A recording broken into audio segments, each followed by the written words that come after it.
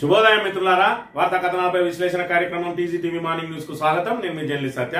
ముందుగా రాష్ట్రంలో జరుగుతున్న రాజకీయ పరిణామాలను కనుక పరిశీలించినట్లయితే కంచగచ్చబౌలి వ్యవహారం మలుపులు తిరుగుతా ఉన్నది. ఇప్పటి వరకు దాని మీద ఎలాంటి స్పష్టత రాలేదు.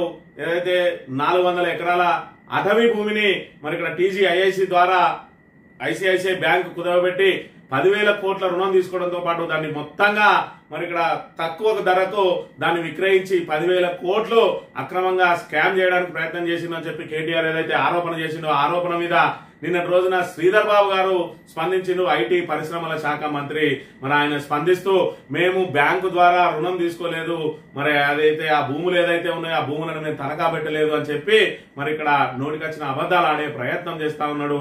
అసలు విషయాన్ని పక్కదో పట్టించి అవసరం లేని విషయాలను మళ్లీ అదే పాడిందే పాటనా అన్నట్టుగా ఏదైతే ఏఐ ద్వారా మరి ఇక్కడ జింకలను అదే విధంగా ఏనుగులను సృష్టించి సమాజాన్ని తప్పుదో పట్టించిన అంటా ఉన్నారు. ఇప్పటికి కూడా వరుసగా జింకలు కుక్కల దాడిలో పడి మృతి చెందుతున్న ఈ విషయాలను మాత్రం వాళ్ళు ప్రస్తావించకుండా నిన్నటి రోజున హెచ్సియు క్యాంపస్ లోకి కొండ చిలువ కూడా వచ్చింది. ఏదైతే అడవిని ధ్వంసం చేసిరో అడవి నుంచి వన్యమృగాలన్నీ కూడా చెల్లా చెదురైపోయి మరి వాటి మీద కుక్కలు దాడి చేస్తే మృతి చెందుతా ఉన్నాయి. అయినప్పటికీ కూడా ఏదైతే గతంలో మరి ఇక్కడ విద్యార్థులు ఏదైతే ఈ రకంగా జరుగుతా ఉన్నది విధ్వంసం అని చెప్పి దాని యొక్క క్రియేటివిటీ ద్వారా సృష్టించిన వీడియో ఏదైతే ఉన్నదో ఆ క్రియేటివిటీ వీడియోని తీసుకొస్తా ఉన్నారు, కానీ అసలు విషయాన్ని మాత్రం ప్రస్తావించడం లేదు. మరి అందులో మొత్తానికి జింకలే లేవన్నారు. రోజుకొక జింక ఏ విధంగా ఈ రోజు మరి ఇక్కడ కుక్కల దాడిలో మృతి చెందుతున్నాయనే దానికి వాళ్ళ దగ్గర నుంచి సమాధానం లేదు. మరి నిన్నటి రోజున శ్రీధర్ బాబు స్పందించి ఏం చెప్తా ఉన్నాడో ఒక్కసారి ఆయన మాటలను కనుక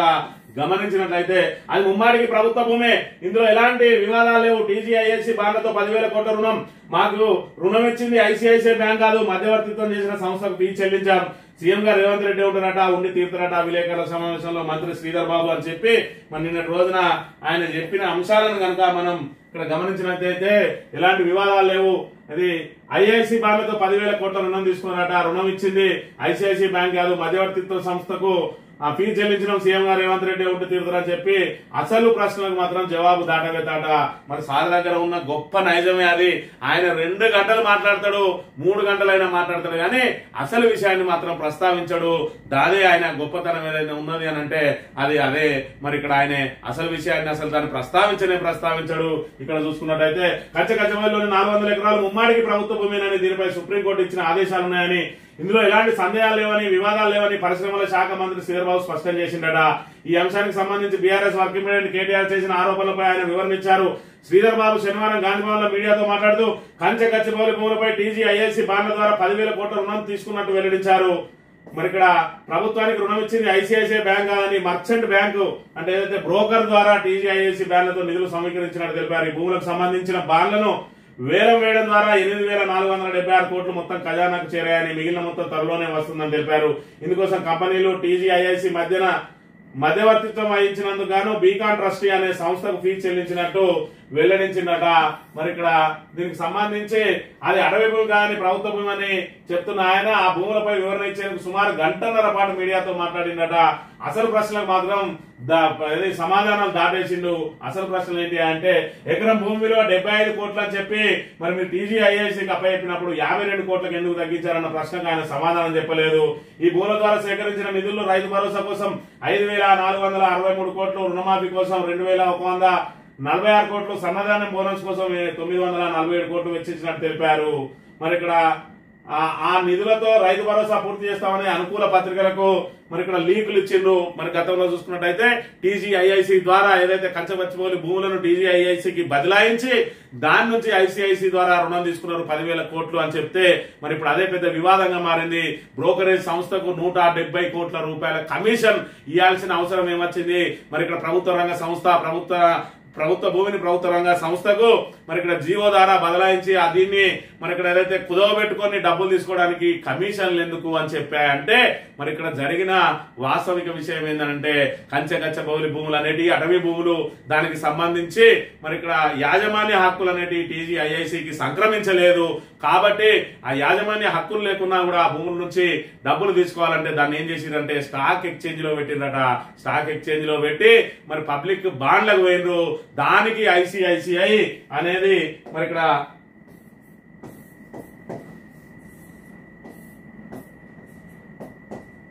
ఎస్క్రో ఖాతా ద్వారా మరి ఇక్కడ ఐసిఐసిఐ మధ్యవర్తిత్వం వహించింది. మూడో సంస్థగా, అంటే కొనుగోలుదారుకు అమ్మకందారుకు మధ్యలో ఖాతాను తెరిచేదాన్ని ఎస్క్రో ఖాతా అంటారట. మరి ఈ మధ్య మనం గ్రోక్ కు సంబంధించి రోజు వింటూనే ఉన్నాం.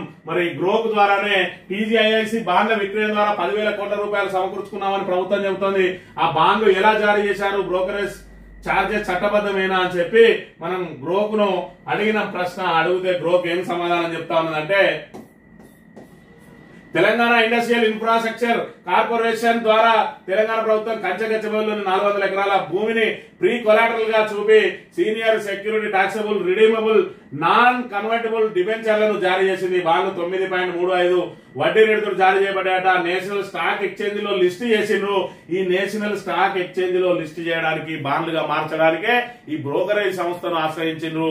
వీళ్ళు ఐసిఐసిఐ లో మరి కుదవబెట్టలేదు, ఏది డైరెక్ట్ బాండ్ల రూపంలో తీసుకుని వచ్చిర్రు, స్టాక్ ఎక్స్చేంజ్ లో పెట్టిరు. దానికి కొలాటరల్ గా ఈ 400 ఎకరాల భూమిని పెట్టిండ్రు. కొలాటరల్ అంటే ఏంటిదంటే, కొలాటరల్ అని అంటే దీనికి సంబంధించి మరి ఏదైతే ఆ భూమి ఇప్పుడు ఎవరికైతే మీరు ఆ భూమిని తనఖా పెట్టి, అంటే భూమిని గ్యారంటీగా పెట్టి బాండ్లు రిలీజ్ చేసారో ఆ బాండ్లు కొనుక్కున్న వ్యక్తులకు 9.35 ఇంట్రెస్ట్ ఇస్తామని చెప్పిండ్రు. దానికి 10 సంవత్సరాల 15 సంవత్సరాల అనేది టైం బాండ్ పెడతారు. ఒకవేళ అవి కనుక చెల్లించలేకపోతే ఈ భూమిని అమ్ముకొని వాళ్ళకు ఇన్వెస్టర్లకు వాళ్ళకు డబ్బులు చెల్లించడానికి కొలాటరల్ గా తీసుకొచ్చి ఈ భూమిని పెట్టిండ్రు. మరి కొలాటరల్ గా తీసుకురావడానికి టీజీఐఐసికి ఆ భూముల మీద యాజమాన్య హక్కులు ఉన్నాయంటే అస్సలకే లేవు. ఎందుకంటే ఒక జీవో ద్వారా దానికి బదలాయించిండ్రు. మరి ఒక జీవో ద్వారా బదలాయించినప్పుడు టీజీఐఐసికి యాజమాన్య హక్కులే వచ్చినట్టయితే అదే జీవో ద్వారా హెచ్సియుకు మరి ఇక్కడ అదే రాష్ట్ర ప్రభుత్వం మరి హెచ్సియుకు కేటాయించింది. మరి వాళ్ళకి ఎందుకు యాజమాన్య హక్కులు రావు, వీళ్ళకి ఎందుకు యాజమాన్య హక్కులు వస్తాయన్నదల్ల ప్రభుత్వం దగ్గర సమాధానం లేదు. ఇక చూసుకున్నట్టయితే ఐసిఐసిఐ బ్యాంకు ఎస్క్రో ఖాతాను నిర్వహించింది, కానీ రుణం ఇవ్వలేదట. సేకరించిన 10,000 కోట్లలో 8,476 కోట్లు టీజీఐఐసి ఖాతాలో జమ చేయబడ్డాయి.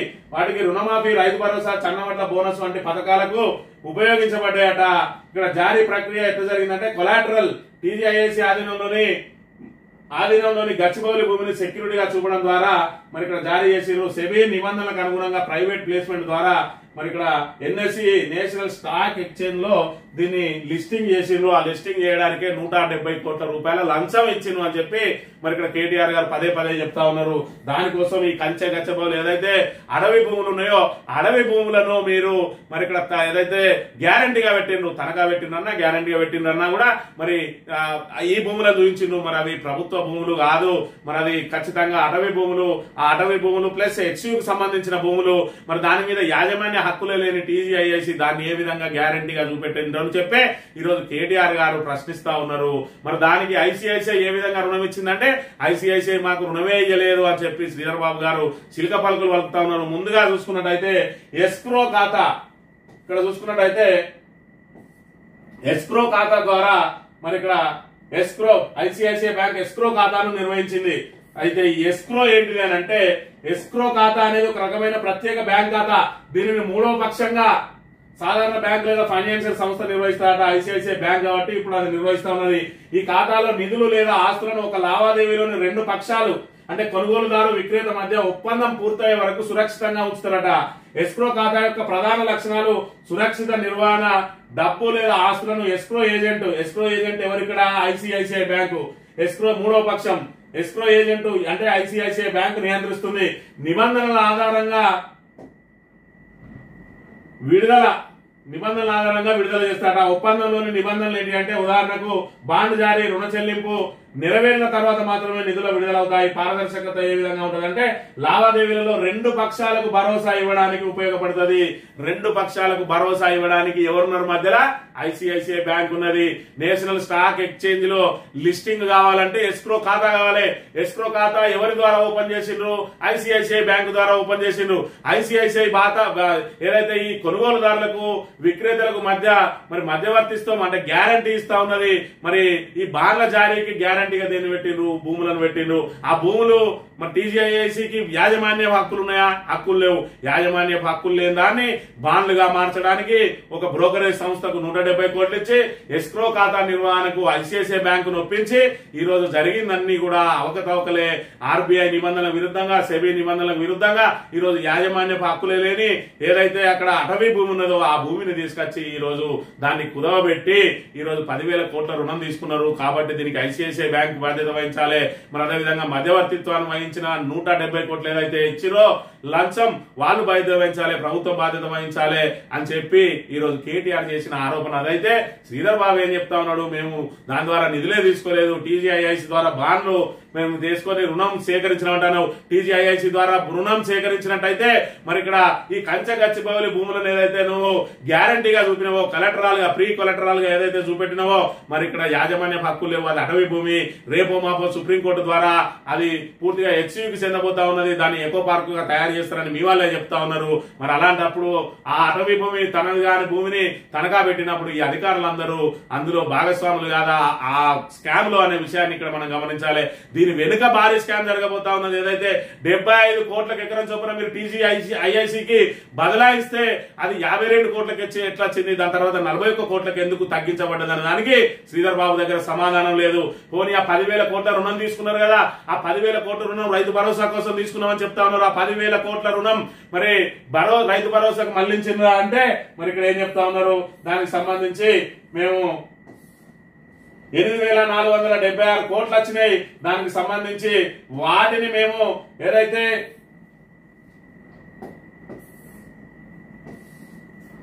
5,463 కోట్లు మరి రైతు భరోసా కోసం, అదేవిధంగా రుణమాఫీ కోసం 21,46 కోట్లు, అదేవిధంగా బోనస్ కోసం 947 కోట్లు వెచ్చించినామని చెప్తా ఉన్నారు.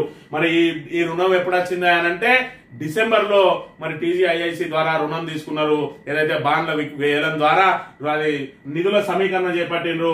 మరి అప్పటికి నవంబర్ లోనే రైతు రుణమాఫీని పూర్తి చేసినామని చెప్పి ఆల్రెడీ మరి ఇక్కడ రేవంత్ రెడ్డి ప్రకటించిండు. నవంబర్ లోనే 2 లక్షల లోపు అందరికీ కూడా డబ్బులు బ్యాంకులలో పడ్డాయి, అందరికీ సంపూర్ణంగా రుణమాఫీ చేసినామన్నారు. మరి డిసెంబర్ లో వచ్చిన 21,46 కోట్లు రుణమాఫీ కోసం వెచ్చించినాము అని అంటే మరి నవంబర్ నాటికి రుణమాఫీ కాలేదా, లేదంటే డిసెంబర్ లో మీరు తీసుకున్నది రుణమాఫీ కోసం అని చెప్పింది అబద్ధమా అనే విషయాన్ని కూడా మరి ఇక్కడ శ్రీధర్ బాబు గారు దాని మీద స్పష్టత ఇవ్వలేదు. మరి ఈ రకంగా మరి ఏ విధంగా అక్రమాలు జరిగినాయి అనే దానికి ఇక్కడ దగ్గర సాక్ష్యాధారాలు ఉన్నాయి. మరి ఆ సాక్ష్యాధారాల ప్రకారం తనది కాని భూమిని ఏదైతే కుదవబెట్టిరో ఆ తర్వాత అమ్మడానికి మరి ఇక్కడ విలువలు ఏదైతే తగ్గింపజేసిందో వీటన్నిటి మీద కూడా ఖచ్చితంగా విచారణ జరగాలి. మరి ఇక్కడ మేము ఏదైతే ఐసిఐసిఐ ద్వారా రుణమే తీసుకోలేదంటున్నారు, మరి రుణం తీసుకోకపోతే మరి ఇక్కడ ఏదైతే ఎస్క్రో ఖాతా అనేది ఎందుకు ఓపెన్ చేసింది ఐసిఐసిఐ బ్యాంకు, ఇటు కొనుగోలుదారుకు విక్రేతకు గ్యారంటీ ఎందుకు ఇచ్చింది, దానిదే బాధ్యత అన్నప్పుడు మరి ఇక్కడ ఐసిఐసిఐ బ్యాంకు కూడా మరి ఇక్కడ నిబంధనలకు ఏదైతే ఆర్బీఐ నిబంధనల ప్రకారం ఎస్క్రో ఖాతా మరి ఓపెన్ చేసిందా, మరి ఇక్కడ బాండ్ల రిలీజ్ అయినప్పుడు ఐసిఐసిఐ బ్యాంకును నమ్మే అక్కడ లిస్టింగ్ అవుతుంది. ఆ లిస్టింగ్ అయిన సమయంలో మరి ఇక్కడ ఎస్క్రో ఖాతా నిర్వహణకు ఐసిఐసిఐ బ్యాంకు అంగీకరించింది అని అంటే ఓవరాల్ గా ఆ డబ్బులు ఏదైతే 10,000 కోట్లకు బాధ్యత వహించాల్సింది ఐసిఐసిఐ. ఏదైతే అక్కడ మరి ఇక్కడ యాజమాన్య హక్కులు బదిలీ అయినాయా కాలేదా, ఆ భూములకు సంబంధించి టీజీఐఐసి నిజమైన హక్కుదారైనా కాదా అని చెప్పి పరిశీలించాల్సిన బాధ్యత ఐసిఐసిఐ మీద ఉన్నది. అక్కడనే నిబంధనలను తుంగలో దొక్కిరని చెప్పి కేటీఆర్ గారు ఏదైతే చెప్తా ఉన్నారో అది నిజమేనని చెప్పి ఇక్కడ శ్రీధర్ బాబు గారు మరి ఆయన చెప్పిన మాటలను బట్టి అర్థమవుతా ఉన్నది. ఎందుకంటే అసలైన విషయాలను పక్కన పెట్టి ఏ ఆర్టిఫిషియల్ ఇంటెలిజెన్స్ ద్వారా చేసిరని, మేము రుణమే తీసుకోలేదు ఐసిఐసిఐ బ్యాంక్ ద్వారా మీద మాట్లాడి ప్రజలను తప్పుదో పట్టించే ప్రయత్నం ఏదైతే చేసిండో ఇప్పుడు దీనికి సమాధానం పూర్తి స్థాయిలో చెప్పాలి. ఖచ్చితంగా ఇప్పుడు సెబీకి, అదేవిధంగా ఆర్బీఐకి, అదేవిధంగా సీరియస్ ఫ్రాడ్ ఇన్వెస్టిగేషన్ కు అన్ని అదే సెంట్రల్ విజిలెన్స్ కమిషన్ కు వీటన్నిటికి కూడా ఫిర్యాదు చేసిరు. దీనిలో త్వరలోనే తేలబోతా ఉన్నది. మరో అంశం చూసుకున్నట్టయితే సుప్రీంకోర్టులో ఖచ్చితంగా ఇది అటవీ భూమిగా ఏదైతే దాన్ని ఖచ్చితంగా హైదరాబాద్ లంగ్ స్పేస్ దాన్ని పునరుద్ధరణ చేయాలి, దాన్ని పూర్తిగా వన్యప్రాణులను సంరక్షించాలనే ఆదేశాలు రాబోతా ఉన్నాయి. మరి వస్తాయని చెప్పి అందరు ఆశిస్తా ఉన్నారు. మరి గతంలో చూసుకున్నట్టయితే సుప్రీంకోర్టు ఏదైతే వ్యాఖ్యలు చేసిందో అవి తీర్పులలో కనబడమని చెప్పి రాధాకృష్ణ లాంటి కొంతమంది తెలంగాణ వ్యతిరేకులు ఏవైతే మరి ప్రభుత్వాన్ని సమర్థించే ప్రయత్నం చేసిండ్రో మరి ఇప్పుడు చూసుకున్నట్టయితే తమిళనాడుకు సంబంధించిన మరి ఇక్కడ గవర్నర్ మీద ఏ విధమైన తీర్పు ఇచ్చిందో చూస్తా ఉన్నాం. సుప్రీంకోర్టు ఏదైతే వ్యాఖ్యలు చేసిందో దాన్నే మరి తీర్పులో పొందుపరిచింది. మరి ఇప్పటి వరకు కూడా వీళ్ళు అసలు అక్కడ అడవే లేదని చెప్పి, అక్కడ జింకలే లేవని చెప్పి ఏదైతే ప్రయత్నం చేస్తా ఉన్నారో మరి దానికి సంబంధించి నిత్యం కనబడుతూనే ఉన్నాయి. మరి ఇక్కడ చూసుకున్నట్టయితే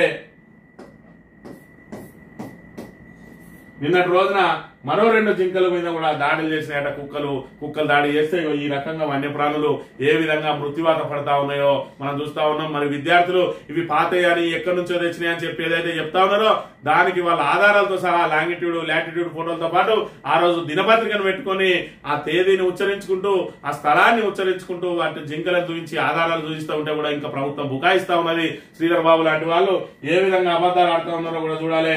ఇక్కడ మరో పెద్ద అబద్ధం కూడా ఏ విధంగా ఆడిందో ఒకసారి చూసుకున్నట్టయితే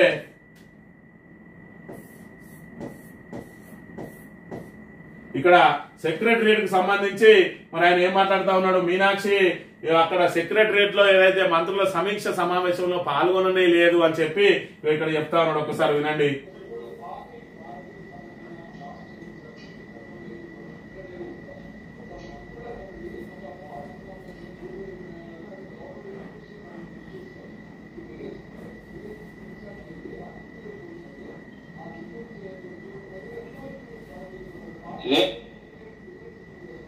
మేము ఏదైనా రివ్యూ చేస్తుంటే అధికారులతో వారు వచ్చి మాట్లాడేది లేదు. ఫస్ట్ ఆఫ్ ఆల్ ఆ రివ్యూలో పాల్గొనేదే లేదు. మేము మా సభ్యులము గౌరవ డిప్యూటీ సీఎం గారి ఆధ్వర్యంలో నేను శ్రీనివాస్ రెడ్డి గారు అధికారులతో మాట్లాడుతా ఉన్న సందర్భంలో వాళ్ళు పాల్గొనలే. అఫీషియల్ వీళ్ళు అఫీషియల్ రివ్యూ చేస్తా ఉంటే శ్రీనివాసరెడ్డి గారు, బట్టి విక్రమార్క గారు వీళ్ళు అఫీషియల్ రివ్యూ చేస్తా ఉంటే మీనాక్షి నటరాజన్ గారు పాల్గొననే లేదట. ఆయన ఈ రకమైన అబద్ధాలు ఏ విధంగా చెప్తా ఉన్నాడో, మరి అబద్ధాలతోటి ఏ విధంగా ప్రభుత్వాన్ని కాపాడే ప్రయత్నం చేస్తా ఉన్నాడో, అదే అబద్ధాలతోటి మరి 6 గ్యారెంటీలు 420 హామీలను మరి ఇక్కడ అలవి కాని హామీలను అమలు సాధ్యం కాని హామీలను పెట్టి ఈ రోజు కాంగ్రెస్ ప్రభుత్వం ఈ రోజు నిలబడ్డది అని అంటే అందులో శ్రీధర్ బాబు పాత్ర మరి ఇక్కడ పూర్తిగా ఉన్నదని చెప్పాలి. ఎందుకంటే ఉన్నవి లేనట్టు మరి ఉండదు కనికట్టు అని చెప్పి రకరకాల అబద్ధాలన్నింటినీ అందులో పొందుపరిచి అది ఆచరణ సాధ్యం కాదని తెలిసినప్పటికీ కూడా వాటిని 6 గ్యారెంటీల పేరుతోటి ఆ 100 రోజులలోనే మరి ఇక్కడ 6 గ్యారెంటీలు అమలు చేస్తామని నమ్మబలికి బాండ్ పేపర్లు రాసిచ్చి 100 అబద్ధాలన్న ఆడైనా ఒక పెళ్లి చేయాలన్నట్టు మరి ఇక్కడ 420 హామీలు ఇచ్చి ఈ రోజు 6 గ్యారెంటీలను 100 రోజుల్లో అమలు చేస్తామని చెప్పి ప్రజలను నట్టేట ముంచి అధికారంలోకి వచ్చి ఇప్పుడు కూడా ప్రజలను మరి ఇక్కడ ఏదైతే రాష్ట్ర ఆర్థిక వ్యవస్థను పూర్తిగా అతలాకుతలం చేస్తూ ఇంకా ప్రభుత్వాన్ని సమర్థించే ప్రయత్నం చేస్తా ఉన్నాడు. కంచగచ్చిబౌలి భూములలో ఒకవైపు హెచ్సియు పూర్వపు విద్యార్థి అయ్యుండి కూడా ఇక్కడ ఆ యూనివర్సిటీ కూడా ఏ విధంగా అన్యాయం చేయబోతా ఉన్నాడో మరి ఇక్కడ ఏ విధంగా ఒకవైపు బీఆర్ఎస్ అదే విధంగా మరొక వైపు విద్యార్థులు మేధావులు మరి ఇక్కడ పర్యావరణ ప్రేమికులందరూ కూడా అదే విధంగా వన్యమృగాలకు సంబంధించి వన్యప్రాణులకు సంబంధించి మరి దాన్ని కాపాడాలని చెప్పి అందరూ ఆందోళన చెందుతా ఉంటే అందరూ మరి ఇక్కడ దానికోసం ఉద్యమాలు చేస్తా ఉంటే శ్రీధర్ బాబు మాత్రం అబద్ధాలతోటి ప్రజలను తప్పుదో పట్టించే ప్రయత్నం చేస్తా ఉన్నాడు. కంచగచ్చిబౌలి భూములను మరి పూర్తిగా కొల్లగొట్టడానికి ప్రయత్నం చేస్తా ఉన్నాడు. ఇంకా కూడా ప్రభుత్వ భూములే అని బుకాయిస్తా ఉన్నాడు. మరి అక్కడ స్కామే జరగలేదంటా ఉన్నాడు. ఆధారాలతో సహా బయట పెట్టినా కూడా ఇంకా అబద్ధాలతో దాడ వేసే ప్రయత్నం చేస్తా ఉన్న పరిస్థితిని మరి ఇక్కడ అందరూ గమనించాలి. నమస్తే తెలంగాణకు సంబంధించిన వార్తలు పరిశీలించినట్లయితే 10,000 కోట్ల రుణానికి కమిషన్ 170 కోట్ల. సీఎం రేవంత్ బీజేపీ ఎంపీ కలిసి ఓ బ్రోకరేజ్ సంస్థకు ముడుపులు. ఆ ఎంపీ రేవంత్ దండాలు బయట పెడతాం, కాంగ్రెస్ సంచులు మోస్తే బీజేపీ చెప్పులు మోస్తున్నది. ఢిల్లీ పార్టీలతో తెలంగాణకు న్యాయం జరగదు. ఆర్ఆర్ ఫండ్ కలెక్ట్ చేస్తున్నారని విమర్శించిన మోదీ గొంతు ఇప్పుడు ఎందుకు మూగమైంది? రేవంత్ అవినీతిపై విచారణకు ఆదేశించేందుకు మూసీలో 1,50,000 కోట్ల కుంభకోణం గురించి మంత్రి శ్రీధర్ బాబుకి ఏమైనా తెలుసా? రైతోత్సవ సభకు భారీగా జన సమీకరణ చెప్పి నిన్న రోజున కరీంనగర్ కు పర్యటనకు వచ్చిండు. మరి ఈ సందర్భంగా ఆయన మాట్లాడిండు. ఏదైతే 10,000 కోట్ల రుణం తీసుకోవాలనుకుంటే 170 కోట్ల లంచం ఇవ్వడం అవసరమా అని చెప్పి అదే విధంగా తాను ఏదైతే మరి ఇక్కడ ఆరోపణ చేసిండో దానికి కట్టుబడి ఉన్నా అని చెప్పి ఖచ్చితంగా ఇలా 10,000 కోట్ల అప్పనంగా నొక్కేసే ప్రయత్నం జరిగింది. దానికోసమే 75 కోట్లు ఉన్నదాన్ని 52 కోట్లకు ఆ తర్వాత 41 కోట్లకు దించి మరి ఇక్కడ రేవంత్ అండ్ వాళ్ళకి సంబంధించిన వ్యక్తులతోటి ఆ భూములను కొనుగోలు చేయించి 10,000 కోట్లు నొక్కేసే ప్రయత్నం చేసిండ్రు. అదే విధంగా నిబంధనలకు విరుద్ధంగా కూడా ఈ 10,000 కోట్ల రుణం తీసుకున్నారు. దానికోసం 170 కోట్లు ఒక ప్రైవేట్ సంస్థకి ఇవ్వాల్సిన అవసరం ఏమొచ్చింది అని చెప్పి ఆయన ప్రశ్నిస్తున్న అంశాన్ని మళ్ళీ కూడా ఆయన ఆ మాటలకు కట్టుబడి ప్రశ్నిస్తున్న అంశాన్ని మనం చూడాలి. ఇక మరో 2 జింకల మృతి, హెచ్సియులో విషాదం అని చెప్పి మరి ఇక్కడ హెచ్సియు విద్యార్థులు అయితే మరి నిత్యం వాళ్ళు పోరాటం ఇంకా కొనసాగుతూనే ఉన్నది పర్యావరణాన్ని రక్షించుకోవడం కోసం. ఇక్కడ చూసుకున్నట్టయితే ఇక ఈనాడు దినపత్రిక పెట్టిండు 12/4/2025 సంబంధించి మరి ఇది ఎక్కడి నుంచో తెచ్చిండ్రు, ఏదో పాత వీడియో అని మరి ఏదైతే బుకాయిస్తా ఉన్నారో మరి వాళ్ళు ఇక్కడ కుక్కలు జరిగితే నీళ్ళలో పడ్డదట జింక. ఆ నీళ్ళలోకి వెళ్ళి ఇటు విద్యార్థులు, అటు సెక్యూరిటీ సిబ్బంది, అటు అటవీ అధికారులు దాన్ని బయటికి తీస్తే మరి అక్కడ ఊపిరాడక చనిపోయిన పరిస్థితిని మనం ఇక్కడ చూడాలి. ఈ రకంగా నానా కంటాలు పడతా ఉన్నారు వీళ్ళు ఇక్కడ ఇబ్బందులు. ఇక్కడ చూస్తే మరి కొండ చిలువ వచ్చింది, దానికి కూడా ఇక్కడ డేటు టైం తో సహా పెట్టి ఇది ఏప్రిల్ 11 రోజు జరిగింది. ఇది టైమ్స్ ఆఫ్ ఇండియా దినపత్రిక. మరి విద్యార్థులను ఏదైతే గుంటనక్కలు అని చెప్పిందో మరి నిజమైన గుంటనక్కల నుంచి తప్పించుకోవడం కోసం వాళ్ళ ఆధారాలను ఏ విధంగా సేకరిస్తా ఉన్నారో కూడా చూడాలి. ఇక్కడ వాళ్ళని తప్పుడు మనుషులుగా చిత్రీకరించే ప్రయత్నం ఏదైతే చేస్తా ఉన్నారో వాళ్ళ ఆధారాలతో సహా లాటిట్యూడ్ తో పాటు ఆ రోజు దినపత్రికలను పట్టుకొని కూడా వీడియో తీస్తా ఉన్నారు. ఇక్కడ చూసుకున్నట్టయితే today is the 11th of April వాళ్ళు తీసే వీడియోలో ఏ రకమైన ఆధారాలు పెడతా ఉన్నారో చూడాలి. And you can see this is python that we see here, and Mr. Revanth Reddy says that there is no biodiversity on campus, there are no snakes, there are no ఇందులో biodiversity లేదు, అందులో ఏదైతే మరి సరీసృపాలు లేవు, అదేవిధంగా పాములు, పక్షులు, మరి నెమళ్ళు, జింకలు ఏవి లేవు అన్నాడు. ఇంత పెద్ద పైతాన్ ఇక్కడ కనబడుతుంది, రేవంత్ రెడ్డి చూడు అని చెప్పి ఆ విద్యార్థి ప్రశ్నిస్తున్న అంశాన్ని మనం ఇక్కడ ప్రధానంగా గమనించాలి. ఇక పద్మశ్రీ వనజీవి రామయ్య ఇక లేరు. గుండెపోటుతో అర్ధ ప్రేమికుడు హఠాన్ మరణం. 50 ఏళ్లుగా మొక్కలే ప్రాణంగా జీవనం. శోకసంద్రంలో మునిగి పర్యావరణ ప్రేమికులు సంతాపం వ్యక్తం చేసిన ప్రధాని మోడీ, సీఎంలు రేవంత్ బాబు, కేంద్ర మంత్రులు, ప్రముఖులు అని చెప్పి పర్యావరణ ప్రేమికుడిని కోల్పోయామన్న కేసీఆర్ పర్యావరణం కోసం తన జీవితాన్ని త్యాగం చేసిన మరి ఇక్కడ వనజీవి రామయ్య నిన్న రోజున మరి పరమపదించిండ్రు. ఆయన చేసిన సేవలకు కేంద్ర ప్రభుత్వం పద్మశ్రీ ఇచ్చి ఆయనను గౌరవించింది. ఆయన మరి మొక్కలు నాటడమే ధ్యేయంగా ఇప్పటి వరకు 1 కోటి మొక్కలు నాటి వాటిని సంరక్షించడానికి ప్రయత్నం చేసిండు. మరి ఇక్కడ ఈయన ఆదర్శంగా తీసుకునే తెలంగాణలో హరితహారం అనే కార్యక్రమానికి మరి ఇక్కడ బృహత్తరమైన కార్యక్రమానికి కేసీఆర్ గారు మరి ఇక్కడ దాన్ని పూనుకొని ఈ రోజు తెలంగాణ మరి ఇక్కడ హరిత విప్లవం తీసుకొచ్చిండు. తెలంగాణలో ఈ రోజు అనేక రకమైన చెట్లను మరి పెంపొందింపజేసి ప్రతి గ్రామానికి ఒక నర్సరీ ఉన్నది అని అంటే అది బీఆర్ఎస్ ప్రభుత్వ గొప్పతనం అని చెప్పుకోవాలి. ఇక శ్రీధర్ బాబు లాంటి వాళ్ళు 10,000 కోట్ల రూపాయలు ఖర్చు పెట్టిరు. హరితహారం ఏది చెట్లు అని అంటాడు. మరి ఆయన కళ్ళు మూసుకొని తిరుగుతాడా, లేదా కళ్ళ గద్దలు కట్టుకొని తిరుగుతాడా, కానీ మొత్తానికి అయితే మరి ఇక్కడ ఆయన మాట్లాడే మాటలు మరి ఇక్కడ ఇప్పటికి కూడా ప్రభుత్వాన్ని కాపాడడం కోసం ఆయన క్యారెక్టర్ ను కూడా అసాసినేట్ చేసుకుంటా ఉన్నాడు.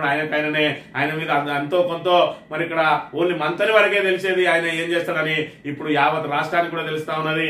గతంలో బీఆర్ఎస్ ప్రభుత్వం ఉన్నప్పుడు కూడా మరి ఇక్కడ ఏదైతే కేటీఆర్, కేసీఆర్ లాంటి వాళ్ళు కూడా శ్రీధర్ బాబును గౌరవించేది. ఎందుకంటే ఆయన అబద్దాలు ఆడాడని ఇప్పుడు తెలుస్తా ఉన్నది. ఆయన అడ్డంగా ఎన్ని అబద్దాలు ఆడతాడో, అసలు మేనిఫెస్టో రూపకల్పనలోనే మరి ఎంత అబద్దాలు దాగి ఉన్నాయి, అసలు అమలు కావు అని తెలిసినా కూడా ప్రజలను ఏ విధంగా మభ్యపెట్టిందో తెలుస్తా ఉన్న అంశాన్ని కూడా చూడాలి.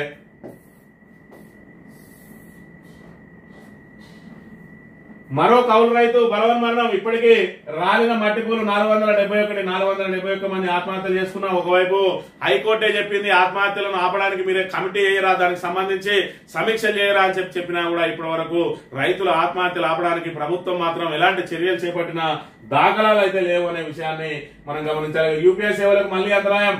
నెలలో 4వసారి ప్రజలకు ఇబ్బందులు. యూపీఐ సేవలు నిన్న రోజున ఫోన్ పే గానీ, గూగుల్ పే గానీ మరి ఇక్కడ ఇబ్బందులకు అది వాళ్ళు పనిచేయక నానా ఇబ్బందులు పడ్డారు. ఇప్పుడు చూసుకున్నట్టయితే ఎవరు జేబులో నగదు పెట్టుకోవడం లేదు. అందరూ బ్యాంక్ అకౌంట్ లో ఉన్న వాటిని డైరెక్ట్ ఫోన్ పే అదేవిధంగా గూగుల్ పే ద్వారా వాడుకోవచ్చులే. ఎక్కడికి వెళ్ళినా, పాన్ షాప్ కి వెళ్ళినా, సోడా తాగాలన్నా, మరి భోజనం చేయాలన్నా, టిఫిన్ చేయాలన్నా, బస్సులో ఎక్కి టికెట్ తీసుకోవాలన్నా కూడా యూపీఐ సేవలే వాడుకుంటున్న నేపథ్యంలో ఈ రకంగా అంతరాయం జరిగితే అతలాకుతలం అవుతున్నది వ్యవస్థ అనే విషయాన్ని కూడా మనం గమనించాలి. ఇక సాక్షి దినపత్రిక విషయానికి వస్తే రాష్ట్రపతికి 3 నెలలే బిల్లులపై ఆ లోపు నిర్ణయం తీసుకోవాలి. తమిళనాడు గవర్నర్ కేసులో సుప్రీం చారిత్రాత్మక తీర్పు. గవర్నర్ నుంచి ఆమోద నిమిత్తం రాష్ట్రపతి వద్దకు వచ్చే బిల్లుల విషయమై దేశ సర్వోన్నత న్యాయస్థానం కీలక తీర్పు వెలువరించింది. వాటిపై రాష్ట్రపతి 3 నెలలలోపు నిర్ణయం తీసుకోవాల్సిందేనని స్పష్టం చేసింది. సుప్రీంకోర్టు జూలు విధిస్తా ఉన్నది. మరి సుప్రీంకోర్టులో అంటే మరి ఏదో సాగ తీసుకుంటూ పోయి మరి ఇక్కడ మీరు ఏదైతే రాజ్యాంగ వ్యవస్థలను అడ్డం పెట్టుకుని మీరు ఈ విధంగానే మరి వేధింపులకు గురి చేస్తాం, ప్రజాస్వామ్యాన్ని కూని చేస్తామంటే ఊరుకునేది లేదు అని చెప్పి మీకు వీటో అధికారాలు లేవని మరి మొన్నటి రోజున గవర్నర్ మీద ఏదైతే తీర్పు ఇచ్చిందో 3 నెలల్లో మీరు ఖచ్చితంగా నిర్ణయం తీసుకోవాలని చెప్పి, అదేవిధంగా తమిళనాడుకు సంబంధించి 10 బిల్లులు 3-4 సంవత్సరాల నుంచి కూడా పెండింగ్ లో ఉంచడాన్ని మరి అక్కడ గవర్నర్ ఆమోదం లేకుండానే అవన్నిటిని కూడా ఆమోదం పొందినట్టుగా ప్రకటించింది. దాంతో మరి దేశ చరిత్రలోనే మొట్టమొదటిసారిగా తమిళనాడులో 10 బిల్లులు గవర్నర్ గాని రాష్ట్రపతి గాని ఆమోద ముద్ర లేకుండా బిల్లులు చట్టరూపం దాల్చినాయి. అదేవిధంగా గవర్నర్లు ఒకవేళ రాష్ట్రపతికి పంపినా కూడా రాష్ట్రపతి కూడా 3 నెలల్లోపే దాని మీద ఏదో ఒక నిర్ణయం తీసుకోవాలి. తిప్పి పంపినట్టయితే సహేతుకమైన కారణం చెప్పాలి. మళ్ళీ తిరిగి వచ్చిన తర్వాత మళ్ళీ తిరిగి మరి ఏదైతే చట్టం ఆమోదం చేసి అసెంబ్లీలో ఆమోదం చేసి పంపితే దాని మీద ఖచ్చితంగా నెలలోపే నిర్ణయం తీసుకోవాలి, దాన్ని ఆమోదించాలని చెప్పి ఏదైతే కోర్టు చెప్పిందో మరి ఇక్కడ రాష్ట్రపతికి కూడా అదే చెప్పింది. గవర్నర్ చెప్పిన మాటనే రాష్ట్రపతి కూడా 3 నెలల లోపే అని చెప్పి రాష్ట్రపతికే టైం బాండ్ విధించింది. మరి సుప్రీంకోర్టుకు విశేష అధికారాలు ఉంటాయి. మరి వాటిని ఇప్పటి వరకు వినియోగించుకుంటే ఏ విధంగా అయితే ఉన్నదో ఈ రాష్ట్ర ఏదైతే మన న్యాయ వ్యవస్థకు శాసన వ్యవస్థకు మధ్యలో మరి ఇక్కడ అంతరం ఏర్పడకుండా మరి సమాంతరంగా నడుస్తూ ఉండేది. కానీ శాసన వ్యవస్థ మరి ఇక్కడ ఏదైతే అధికార దుర్వినియోగానికి పాల్పడితే ఖచ్చితంగా న్యాయ వ్యవస్థను ఆశ్రయించవచ్చు అని చెప్పింది. మరి వీటన్నిటిని కూడా చూస్తే బీఆర్ఎస్ ఏదైతే ఫిరాయింపు ఎమ్మెల్యే గుండెల్లో రైళ్లు పరిగెడతా ఉన్నాయి. సుప్రీంకోర్టు ఏదైతే కఠిన నిర్ణయాలు తీసుకుంటా ఉన్నదో తమకు కూడా మరి రాష్ట్రపతికే టైం బాండ్ విధించింది. ఇంకా స్పీకర్ ఎంత అనే విషయాన్ని ఒకసారి గమనించాలి. స్పీకర్ కూడా టైం బాండ్ 1 నెల 2 నెలల్లో 3 నెలల్లో ఖచ్చితంగా పెట్టి 2-3 నెలల్లో కనుక స్పీకర్ నిర్ణయం తీసుకోకపోతే వాళ్ళ పదవీచ్యుతులు అయినట్టే అని చెప్పి మరి కోర్టే ప్రకటించే అవకాశం ఉంటాయి. కాబట్టి స్పీకర్ కూడా తన గౌరవాన్ని కాపాడుకోవాలంటే ఖచ్చితంగా మరి సుప్రీంకోర్టు టైం బాండ్ లోపల ఆయన నిర్ణయం తీసుకుంటాడు. ఏది ఏమైనా 2-3 నెలల లోపు మళ్ళీ ఉప ఎన్నికలు రాబోతా ఉన్నాయి. తెలంగాణలో ఖచ్చితంగా 10 మంది మీద వేటు పడనున్నది. మరి ఇక్కడ సుప్రీంకోర్టు ఇక్కడ ఏదైతే వరుస తీర్పులతోటి మరి ఇలాంటి ఫిరాయింపు ఎమ్మెల్యేలలో గుండెల్లో రైలు పరిగెడుతున్న పరిస్థితిని మనం ఇక్కడ చూడాలి. వాము అంత ఫీజుల పోలీసుల పిల్లల కోసం ప్రభుత్వం మంచిర్యాలలో ప్రతిష్టాత్మకంగా ప్రారంభించిన యంగ్ ఇండియా పోలీస్ స్కూల్ లో అడ్మిషన్లు నత్తనడకన సాగుతున్నాయి. అంతర్జాతీయ స్థాయి ప్రమాణాలు, అత్యాధునిక సదుపాయాలు, విద్యతో పాటు ఆటలు, ఇతర కరిక్యులర్ యాక్టివిటీస్ ఉన్నాయని నిర్వాహకులు చెబుతున్న పిల్లలను చేర్చేందుకు తల్లిదండ్రులు ఆసక్తి చూపుతున్నారట. యంగ్ ఇండియా పోలీస్ స్కూల్ కు సంబంధించి 100 మంది పోలీసుల పిల్లలు, అదేవిధంగా 100 మంది ఇతరుల పిల్లలను మరి మొదటి విడతగా జాయిన్ చేసుకుంటామని చెప్తే ఇప్పటి వరకు 88 మంది మరి పోలీస్ పిల్లలు జాయిన్ అయినట్టు. కానీ మరి బయట వాళ్ళకు చూసుకున్నట్టయితే ఇతరులకు ఇచ్చిన అవకాశంలో కేవలం 5 మాత్రమే జాయిన్ అయినట. మరి రేకుల చెట్లకు కలర్లేసి రంగులేసి యంగ్ ఇండియా పోలీస్ స్కూల్ అని పెడితే దానిలో చేరడానికి మాత్రం ఎవరు ఆసక్తి చూపిస్తలేరు అనే విషయాన్ని మనం ఇక్కడ ప్రధానంగా గమనించాలి. ఇక ఆంధ్రజ్యోతి విషయానికి వస్తే రాష్ట్రపతికి కూడా గడువు పెట్టిన అంటే పెడతారు, రాష్ట్రపతికి అయినా పెడతారు. మరి ఇక్కడ అన్నిట్లలో కంటే న్యాయ వ్యవస్థే మరి ఇక్కడ ఖచ్చితంగా సుప్రీం అనే విషయాన్ని ఇక్కడ మనం అందరం కూడా గమనించాలి. ఇవాళ రాష్ట్రంలోని ప్రజల హక్కులను, రాజ్యాంగాన్ని కాపాడాల్సిన బాధ్యత అంతా కూడా న్యాయ వ్యవస్థ మీదనే ఉన్నది. శాసన వ్యవస్థ గీత దాటితే దాన్ని మరి హద్దులో ఉంచాల్సిన బాధ్యత న్యాయ వ్యవస్థ మీద ఉన్నది. కాబట్టి ఈ రోజు రాష్ట్రపతినైనా కూడా మందలించే అంత మరి ఇక్కడ రాష్ట్రపతి కూడా టైం విధించే అంత మరి నిర్ణయాన్ని తీసుకున్నది ఈ రోజు సుప్రీంకోర్టు అనే విషయాన్ని మనం ఇక్కడ ప్రధానంగా గమనించాలి. ఇక బీసీ బిల్లులపై 3 నెలల్లో నిర్ణయం. గవర్నర్ పంపిన 2 బిల్లుల మీద రాష్ట్రపతి నిర్ణయం తీసుకునే అవకాశం. బిల్లులపై సుప్రీంకోర్టు తాజా తీర్పు ప్రభావం ఆమోదించకపోతే కారణాలు చెప్పాలి. రాష్ట్రపతి న్యాయ సలహా కోరే ఛాన్సు. సుప్రీం తీర్పుతో బీసీలకు మేలు జరుగుతుందని అంటున్న పొన్నం ప్రభాకర్ అట. ఇక గవర్నర్ ఆమోదం లేకుండా చట్టాలైన 10 బిల్లులు గెజిట్ ప్రకటించిన తమిళనాడు ప్రభుత్వం. ఆల్రెడీ సుప్రీంకోర్టే చెప్పింది ఇంకా గెజిట్ ఎందుకు ప్రకటించేది. దేశంలోనే ప్రప్రథమంగా గవర్నర్, రాష్ట్రపతి ఆమోదాలు లేకుండా చట్టంగా మారినాయి 10 బిల్లులు. అది మొట్టమొదటిసారిగా ఇక్కడ తమిళనాడులోనే అనే విషయాన్ని మనం ఇక్కడ ప్రధానంగా గమనించాలి. బీసీ బిల్లుల మీద కూడా ఆశలు చిగురిస్తా ఉన్నాయి. ఏదైతే వీళ్ళు ఇట్లే బిల్లును పెండింగ్ లో పెట్టి ఆమోదం పొందకుండా ఏదైతే ప్రయత్నం చేస్తానని అనుకుంటారో ఆల్రెడీ గవర్నర్ పంపితే గవర్నర్ రాష్ట్రపతికి పంపిండు. మరి రాష్ట్రపతి కూడా 3 నెలలలోపు ఖచ్చితంగా నిర్ణయం తీసుకోవాల్సిన అవసరం ఉన్నది. నిర్ణయం తీసుకోకపోతే మరి ఇక్కడ తమిళనాడుకు సంబంధించిన వాటికి ఏదైతే బిల్లుల మీద ఏదైతే మరి తీర్పు వెలువరించిందో అదే తీర్పు మనకు కూడా వర్తిస్తుంది అని చెప్పి పొన్నం ప్రభాకర్ చెప్తున్న పరిస్థితిని మనం చూడాలి. ఇక రేపటి నుంచి భూభారతి 3 మండలాల్లో ప్రయోగాత్మకంగా ప్రజల నుంచి విజ్ఞప్తుల స్వీకరణ పరిశీలన 6 నెలల్లో రాష్ట్ర వ్యాప్తంగా అమలు. తెలంగాణ సంస్కృతికి అద్దం పట్టేలా లోగో 6 నెలల పాటు ప్రతిరోజు సమీక్ష. ప్రతి మండలంలో సదస్సులు నిర్వహించాలి. భూభారతిపై సమీక్షలో సీఎం రేవంత్ రెడ్డి. రేపు శిల్పకళా వేదికలో పోర్టల్ ప్రారంభం. అత్యంత పేదలు అర్హులకే ఇందిరా మిల్లు. కమిటీల అనుమతితో లబ్ధిదారుల ఎంపిక. అనర్హులు దక్కించుకుంటే రద్దు చేయాలి. ఇందిరమ్మ ఇళ్ల సమీక్షలో ముఖ్యమంత్రి రేవంత్ రెడ్డి భూభారతి ఇగచ్చాయని ఊరించిండు. మరి అది కార్యరూపం దాచబోతా ఉన్నది. ఏదైతే ప్రయోగాత్మకంగా 3 మండలాలలో పెడతారట దాని మీద రోజు సమీక్షలు నిర్వహించి అందులో ఉన్న లోపాలన్నింటినీ తొలగించి 6 నెలల్లో పూర్తిగా తీసుకొస్తామని చెప్తా ఉన్నారు. దీని వెనుక కూడా పెద్ద ఎత్తున కుట్రలు దాగి ఉన్నాయని చెప్పి ఒకవైపు ప్రతిపక్షాలు ఆరోపణలు చేస్తా ఉన్నాయి. ఏ ప్రభుత్వాలు వచ్చినా కూడా మరి భూములకు ధరలకు ఏదైతే రెక్కలు వచ్చినాయో వాటిని మరి ఇక్కడ ఏదైతే వాటి యాజమాన్య హక్కులు మారడమే ధ్యేయంగా జరుగుతా ఉన్నది. అది కూడా భూభారతి కూడా అందులో ఒక భాగమే అని చెప్పి అయితే దీని మీద మరి ఏదైతే పూర్తిగా ఆరోపణలు వెలువడుతున్నాయో ఆరోపణలను మరి ఇక్కడ అక్కడనే అడ్డుకట్ట వేయాలంటే ఖచ్చితంగా వీళ్ళు పారదర్శకంగా నడుచుకోవాల్సిన బాధ్యత ఉన్నది. ఇక రాధా కిట్టి గాని సిలిక పలుకులు కనుక అయినట్టయితే తిరోగమనంలో రాహుల్ గాంధీ అట వీరికి మొత్తం మరి ఇక్కడ లోపల ఇది అయితాంది కావచ్చు. మరి కాంగ్రెస్ పాపం ఇట్లా జరుగుతుంది అట్లా జరుగుతుందని మంచోనికి సమర్థునికి మరి ఎవరికి ఓటేస్తావు అంటే సమర్థునికి ఓటేస్తారట. కానీ రాహుల్ గాంధీ అయితే మంచోడట. కాంగ్రెస్ పార్టీకి ఏమైంది? వరుస ఓటములతో పార్టీ భవిష్యత్తు మసకబారిన సమయంలో పార్టీ శ్రేణులకు దిశానిర్దేశం చేసేందుకు గుజరాత్ లో ఇటీవల నిర్వహించిన సదస్సులో కాంగ్రెస్ అగ్రనాయకుడు రాహుల్ గాంధీ చేసిన ప్రసంగం చిన్నవారికి విన్నవారికి ఆ పార్టీకి భవిష్యత్తు ఉంటుందన్న నమ్మకం కలగడం లేదు. ప్రజల ఆలోచనల్లో వస్తున్న మార్పును గుర్తించడానికి నిరాకరిస్తూ తుప్పుపట్టిన భావజాలాన్ని కొనసాగించడం వల్లనే కమ్యూనిస్ట్ పార్టీలు దెబ్బతింటున్నాయన్న విషయం కమ్యూనిస్టులకు తప్ప అందరికి అర్థమవుతుంది. విచిత్రంగా కాంగ్రెస్ కూడా ఇప్పుడు అదే వైఖరిని అవలంబిస్తా ఉన్నదని చెప్పి ఏదైతే బడుగు బలహీన వర్గాలు మరి ఇక్కడ మైనార్టీలు అందరూ కూడా 90% ఉన్నారు. మరి 10% మంది దగ్గరనే ఈ మొత్తం ఈ సంపద అంతా వాళ్ళ చేతుల్లోనే ఉంటుంది అని చెప్పి రాహుల్ గాంధీ ఏదైతే చెప్పిండో మరి 10% మందే ఈ రోజు పన్నులు కట్టి వీళ్ళకి బువ్వ పెడతానురయ్యా. మరి ఆ 10% మందిని కార్పొరేట్లను నువ్వేమనద్దు. ఎందుకంటే ఆ 10% మా కమ్మోళ్ళు కూడా ఉంటారు కదా. మరి మా కమ్మోళ్లకు నేను అండగా నిలవాల్సిన బాధ్యత నా మీద ఉన్నది కాబట్టి మరి ఇక్కడ ఈ దోపిడీ వర్గాలను నువ్వు ఎక్కడ కూడా బహిరంగంగా మాట్లాడద్దు. మాట్లాడితే నీ పార్టీకి మనుగడ ఉండదు అని చెప్పి సిల్కపల్కులతోటి చెప్తాడు రాధాకృష్ణ. ఇక ఈనాడు దినపత్రిక విషయానికి వస్తే రాష్ట్రాల బిల్లులపై రాష్ట్రపతికి గడువు. రాష్ట్రపతి కూడా గడువు వివరిస్తా ఉన్న అంశాన్ని మనం ఇక్కడ చూడాలి. కృత్రిమ మేధతో భౌగ చిత్రాలను సృష్టించాలని వివరిస్తున్న శ్రీధర్ బాబు మరి కృత్రిమ మేధతోటి ఏవైతే చిత్రాలు సృష్టించిందో మరి దీన్నే అంటే ఇప్పటికైనా కంచగచ్చబడిలో ఒక్క జింక కూడా లేదు, ఒక్క నెమలి కూడా లేదు అని చెప్పి చెప్పదలుచుకున్నాడా అంటే దానికి సమాధానం ఉండదు.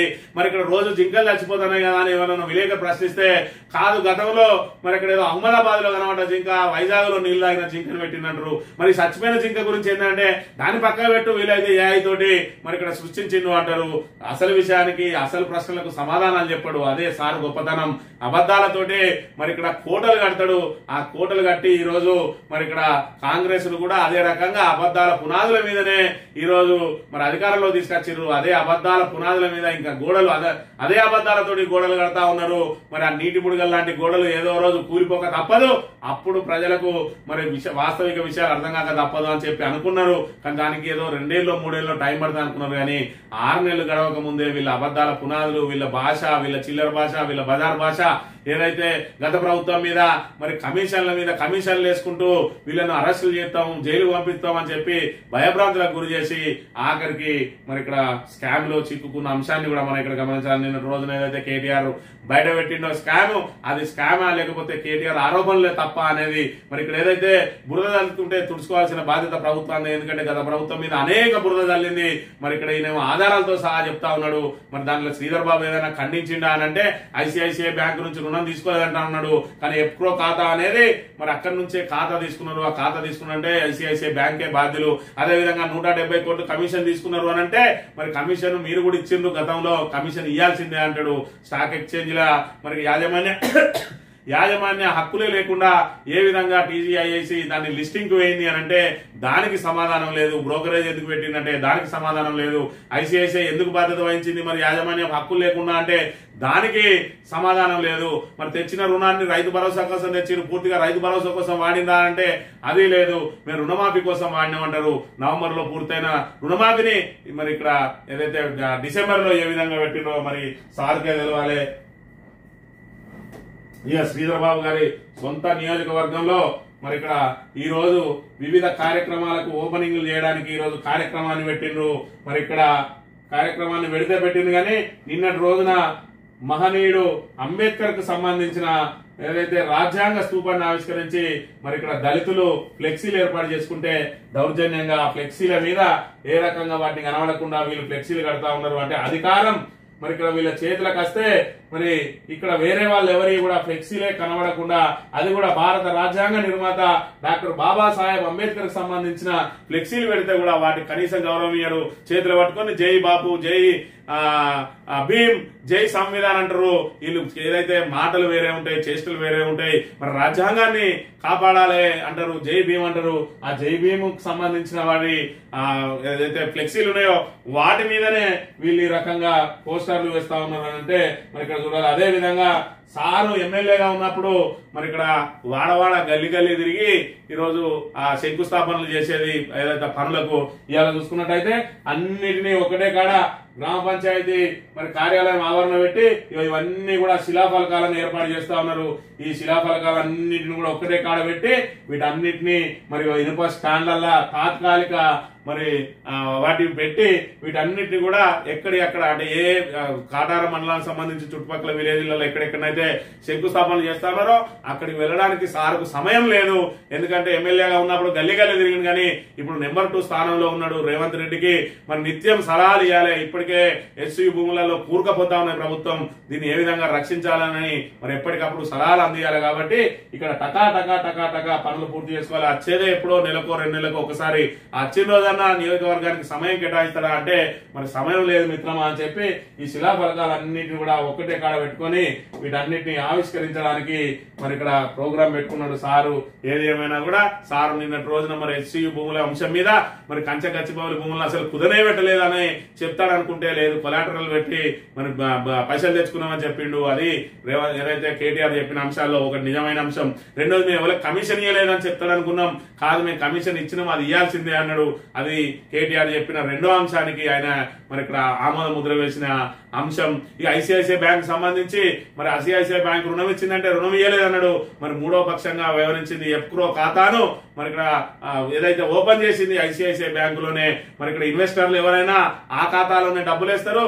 మరి ఏదైతే ఇక్కడ టీజీఐఐసికి ఆ ఖాతా నుంచే డబ్బులు రిలీజ్ అవుతాయి. మరి ఇక్కడ పారదర్శకంగా వ్యవహరించి ఇద్దరికి కూడా గ్యారంటర్ గా ఐసిఐసిఐ బ్యాంక్ ఉంటది.